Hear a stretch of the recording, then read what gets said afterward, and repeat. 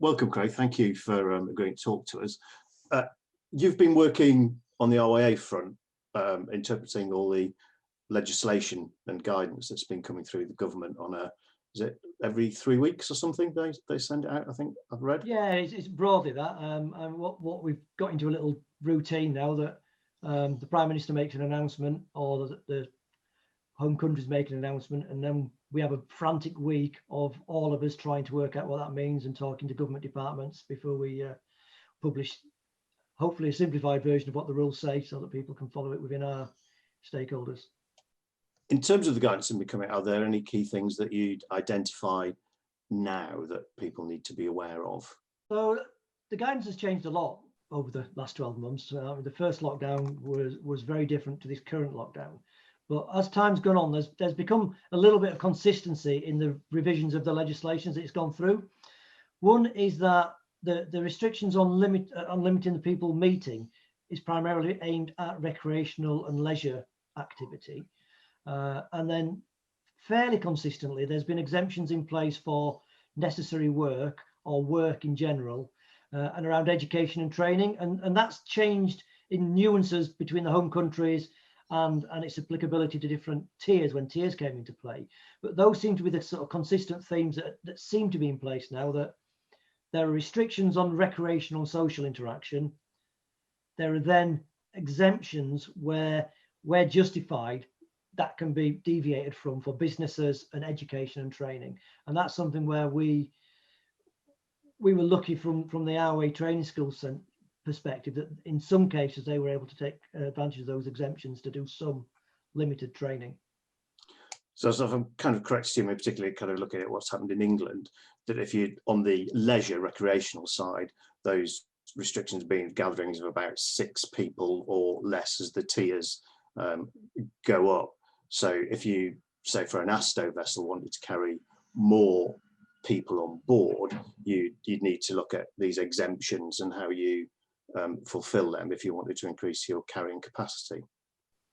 Yeah, that's right. So the minute you're looking at an exemption, you're in the bracket of being absolutely rock solid in your assessment and judgment of whether or not you can deviate from this exemption, because unless proven otherwise, you're going to be judged against the limits on recreational activity and social interaction. So it is looking at what the requirements are in terms of mitigations and your justification for going outside of that ratio. Cool. And in terms of looking at the people on board, I think we're comfortable in the fact that sea staff volunteers, because they're going to a place of work, those numbers, subject to making the place COVID secure, are pretty flexible, if to want of a better word. Yes, so if somebody's going to a place to carry out work or a volunteer activity for that organisation, then that is an exemption and provided mitigations in place. And in general, and I say in general because there are some exceptions, those people tend not to be counted in any social gathering. So for example, if you've got a person coming to your home to do some work, a plumber or whatever, yeah, and you've got 5 or 6 people in the home legitimately as family members, that work person doesn't count in the numbers. So that's another thing that's become relatively consistent as time's gone on. So then if we looked at in terms of the other people who can carry, trainees, passengers, whatever, what kind of exemptions do you think might be relevant for ASTO members? It's a really difficult one, to be fair. Trying to benchmark the sailing world against some larger area of industry or business has been quite difficult because, you know, like it or not, we're a fairly niche activity. Yeah. And we work closest to the hospitality sector to some extent, and holiday accommodation was probably the closest bit to our cruising centres that had residential activity for training. So the kind of exemptions I think that are useful is where a holiday home is able to have accommodation overnight would be an indicator for sail training vessels to have accommodation overnight. And I think there are also some exemptions that may apply when you're talking about education as part of a product delivered by a school.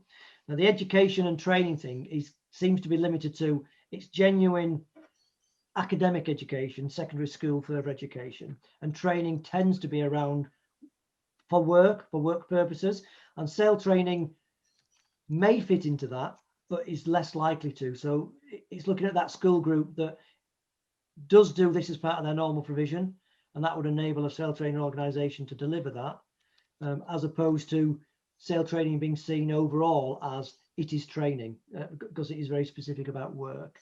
Yeah, because I think one of the key changes from, say, the first lockdown, isn't it, is that I think initially the RWA said RWA courses themselves were a form of education training, where now with the new legislation, it's quite clear that it isn't. Yes, so you've yes. got to very much work with that school as to why you're part of their educational provision, and be quite watertight in why you are, really, and work that through. Yeah, that's absolutely right. And it has changed the nuances over time, and I think it is essential where you've got multiple stakeholders, and lots of organisations have had to deal with this, where the requirements do force you to work with other stakeholders. So if you are working with a school, the two organisations have got to work together to ensure they're clear what they're doing and why they're doing it and how they're doing it. Do you have any thoughts, Craig, on some of the other exemptions that are listed? So, for example, vulnerable young people are exempt, or support groups are exempt, which lists, I think, support groups, for example, young carers. What are your thoughts on that? Yeah, I mean, again, this is one of those things where I think the organisation has to look where they fit into that setup. So where there's a support group set up for young carers, that is something that the young carer leans on throughout their normal life. If that organisation is wanting to bring some of their carers away for a respite to a sail training organisation, that's something that could be sensibly looked at and a decision been made. To have a voyage inviting young people that are carers to come on board, I think that's getting into a greyer area, that you're not normally a support group for these people. It's tricky, isn't it? Because the stuff on support groups is very much, as you would expect, around groups that are meeting regularly at a youth centre, and we don't quite fall into that. Although that group themselves might be coming on a sail training vessel as part of their regular provision, and it is how you sit in that. And in one sense, it's sad that the only way for people to do this is to read the legislation, but there's not much guidance after that, is there? As far as I'm aware, that you've got the legislation and that's it. I mean, there is some more guidance on the government's website. What's difficult though is we've had to try to find things that are close to what we're doing, hence the holiday accommodation. We won't find specific guidance about UK small commercial vessels operating overnight, not from the government websites anyway, but you can find guidance about overnight accommodation. And in one of the earlier rounds of restrictions, it's explicitly mentioned accommodation on boats, and boats were mentioned within the charter and holiday company.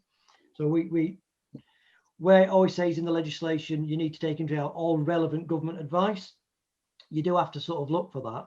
And that's one of the things that our legal and government affairs team do, is they try to pull that together and then give, on balance, this is what we think it means. So it is worth keeping an eye on the guidance that comes out from the RWA.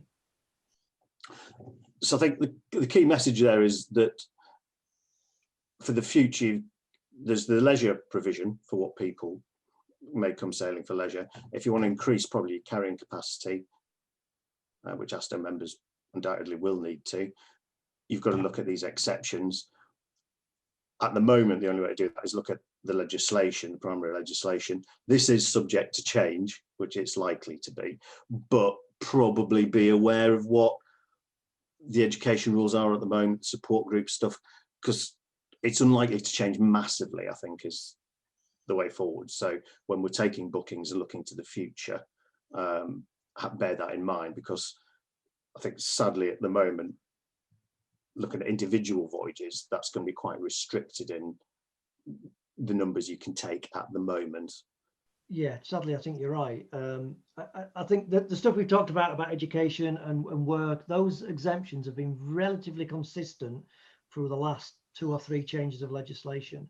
And in fact, the last announcement from the Prime Minister about bringing in this lockdown, the tone of that speech and the coverage and initial information that was coming out led us to believe in the RWA that it was all shutting, and actually that's it. It's a full-on lockdown. But when the legislation finally came out 4 or 5 days later, actually that stuff had stayed largely the same in there, and it became apparent that it wasn't quite lockdown, it was tier 4 plus, with these extra things being closed down. So we've learned there to actually don't jump the gun.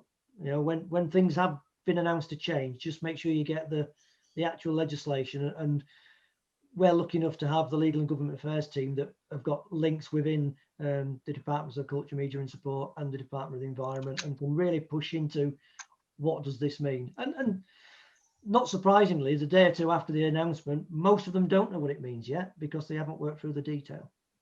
Yeah. And just thinking, if we just put aside the tier legislation, which of course is massively exciting to read, just dealing with the schools that you've been doing, your experience over the past year dealing with, are there any final kind of tips you'd have for ASTO members, thoughts they should have in mind for the future? Yeah, I think the key thing is being ready with your COVID secure plan well before you need to use it. So just keeping on top of what's the guidance, what's the requirements, what mitigations do you need to have on board your vessel. And when you look around society in general, look at what mitigations have taken place. You know, when you think of when the schools were opened, classrooms were emptied of almost anything not essential, so they had more space, and dining rooms, sports hall were all being used as classrooms to give as much space as possible, lots of ventilation. It's not so easy to do that on a boat, so you do have to look at how you can mitigate that, and it may well be having screening of areas just to stop face-to-face interaction, a little bit like the supermarkets went from closing down tills to then having plastic screens between tills. Yeah. Really looking at what you can do to make your vessel and operation COVID secure. And when you have got that, don't forget that you've got to convince your volunteers to come and to get used to this new routine. We've gone from having 20 trainers that can deliver our practical instructor training to 5 because they have to self-isolate. They are shielding because they've got underlying conditions. And when they do get on the vessels, it's really hard work to follow that routine of washing hands a lot, wearing masks a lot, doing the ballet around the cockpit to get around without getting in each other's way. So, you know, it'll take some time to do it, but the things that require the thought and planning and assessing in terms of risk assessing, get that out of the way early so that when you do get the ability to go, you can react relatively quickly. Great, thanks very much for that, Craig. Some really useful stuff. What would be your final advice to our members when they're deciding whether or not to sail this season? Final advice to the members about whether or not to sail this season. Wow. You might want to consider golf as a pastime. I think that's something to consider. Don't know, you might be Donald Trump doing that. Yeah, that's true. So if you are determined to go sailing to avoid Mr. Trump, yeah, I think it's essential that you ruthlessly risk assess your activity against the guidance that's in place, the legislation and the guidance. We're really critical. We don't want to be looking for loopholes. We want to be seeing that we fit squarely into the exemptions that are in place. And when you've gone through those hoops and you've looked at it and you've taken it from all angles and you say, well, legally we can do that, I think you also need to consider whether socially and morally it's the right thing for your organisation to do at that point in time. Take into account public opinion, stakeholders' opinion, and the language has got a little bit more aggressive on social media and in various other places about when people think you're doing the wrong thing. And so that's just something to be mindful of before you make that decision. And then the other thing to keep an eye out for is what trigger in the easing of restrictions or in activities is going to be an indicator for you that you can go ahead. And those triggers may be different for somebody that's looking to start doing day sailing with no accommodation, as opposed to somebody who's doing long-term voyages with accommodation. And it's just worth having all these things in plan. To put it in a nautical context, you've got your emergency action plans in place before you burst into flames or have a man overboard. You've already worked out what you're going to do, and you know what the trigger is for doing that thing. That's what we've got to try to do. Great. Thank you very much. It's great to speak to you, Craig. Look forward to seeing you at the RWA conference.